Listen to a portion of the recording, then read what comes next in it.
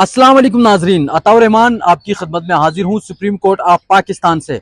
आज काजी फाइज ईसा जा रहा था। असद तूर ने बताया था ना काजी जा रहा है, तो आज वाकई में जा रहा है और अलविदाई जो तकरीब है वो भी हो चुकी है। इस व्लॉग में मुख्तलिफ जो सीनियर सहाफ़ी है सुप्रीम कोर्ट के, उनसे पूछेंगे, उनसे उनकी राय लेंगे कि मुस्तकबिल में आने वाला जो टाइम है उसमें काजी फाइज ईसा को किन अल्फाज के साथ याद रखा जाएगा। अच्छा, मरियम नवाज भी मौजूद है। मरियम, काजी फाइज ईसा साहब आज चले गए, जा रहे हैं, तकरीबात भी हो गए, मुस्तकबिल में किन अल्फाज के साथ याद रखा जाएगा?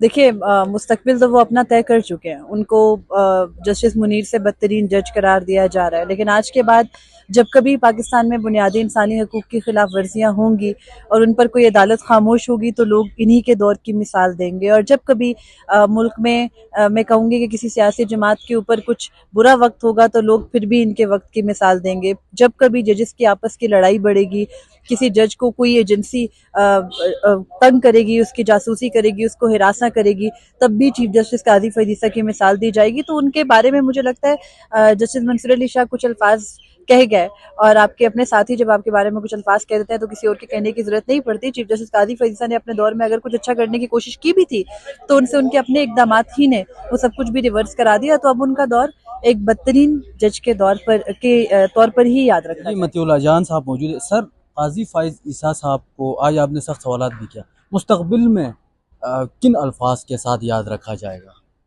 देखें, उन्हीं अल्फाज के साथ जिन अल्फाज के साथ जस्टिस मुनीर को, जस्टिस हाकिम नसार, जस्टिस आसफ सईद खान को साथ, जस्टिस उमर अता बंदयाल, इन लोगों को याद रखा जाएगा। काजी फैज़ ईसा भी एक और वैसे ही जज होंगे जिनको एक इस्टेब्लिशमेंट के सहन में लगे किसी झूले या खिलौने के तौर पे याद रखा जाएगा।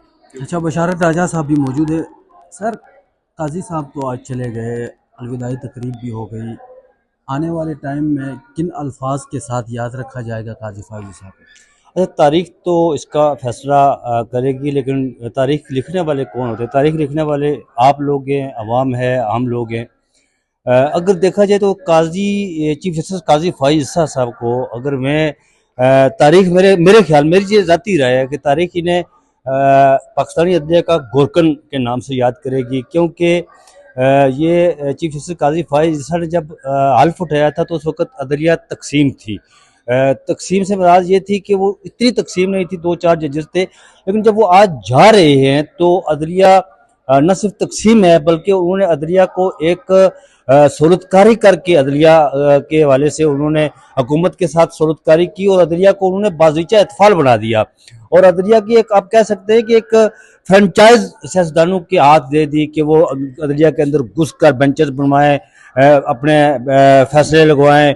अगर केस किसी एक बेंच के सामने उनको पसंद नहीं है बेंच, तो वो दूसरे बेंच के सामने ट्रांसफर कर दें।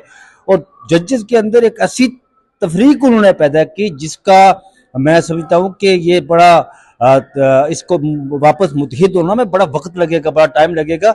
और चीफ जस्टिस काजी फाइज ईसा के कई रूप थे, असल में उनके कई चेहरे थे, एक चेहरा नहीं था। वो मौका की मुनासबत से वो नकाब उल्टा देते तो दूसरा चेहरा अपने सामने ले आते और उनका दौर एक मैं समझता हूँ कि तारीख के हवाले से, अपने अदलिया के हवाले से, पाकिस्तानी अदलिया के हवाले से तारीख के स्याह-तरीन दौर के नाम पर याद रखा जाएगा। अच्छा जी, आदिल सरफराज साहब मौजूद हैं। सर, आने वाले टाइम में आज काजी साहब तो चले गए, काजी फाइज ईसा को किन अल्फाज के साथ याद रखा जाएगा? देखिए, हम तो चाहेंगे उनको अच्छे अल्फाज में ही याद रखा जाए। देखिए, अब जो जजेस होते हैं उनकी आप ज़ात पर तो तनकीद करने से गुरेज़ी करना चाहिए, उनके फैसलों पर तनकीद होती है और वो होती रहेगी। बदकिस्मती के साथ कुछ ऐसे मुतनाज़ फैसले हैं, उनके दौर में भी उन पर तनकीद होती रही है और आगे आने वाले वक्तों में भी उनको बदकिस्मती के साथ उन्हीं फैसलों से याद रखा जाएगा, चाहे वो बल्ले के निशान का फैसला हो। 8 फरवरी के इंतखाबात में जो मुबैना धांधली है, बिलखसूस 6 जजेस के ख़त के ऊपर जो रद्द-ए-अमल आना चाहिए था वो नहीं आ सका, जजेस में हम-आहंगी पैदा करने में वो नाकाम रहे। ये तमाम तर वो एस्पेक्ट्स हैं जिनकी वजह से उनको याद रखा जाएगा। ख्वाहिश का इजहार किया जा सकता है कि ये ख्वाहिश हो सकती है कि काजी फाइज ईसा साहब को चीफ जस्टिस काजी फाइज ईसा नहीं बल्कि अगर काजी फाइज ईसा के तौर पर याद रखा जाए तो बहुत से अच्छे भी फैसले हैं और एक बड़े उम्दा शानदार जज थे। चीफ जस्टिस बनने के बाद हमने देखा कि एक पूरा फेज़ जो है उनका तब्दील हुआ, उनका जो एक आप कह सकते हैं अदालत के अंदर जो रवैया था वो बिल्कुल चेंज हो गया। फैसलों में हमें नज़र आया कि वो जो पहले एक एंटी स्टेटस को की एक हमें बू नज़र आती थी, अब वो बिल्कुल नहीं आती। अब ऐसा लगता है कि बहुत से ऐसे फैसले, मेरी जहन में अभी तक कोई एक फैसला नहीं आ रहा है इन 13 महीनों में जो उन्होंने दिया हो जिससे गवर्नमेंट इफेक्ट हुई हो, बल्कि इसके अगेंस्ट हम ये देख रहे हैं कि ऐसे फैसले हैं जिससे गवर्नमेंट को फ़ायदा पहुंचा है।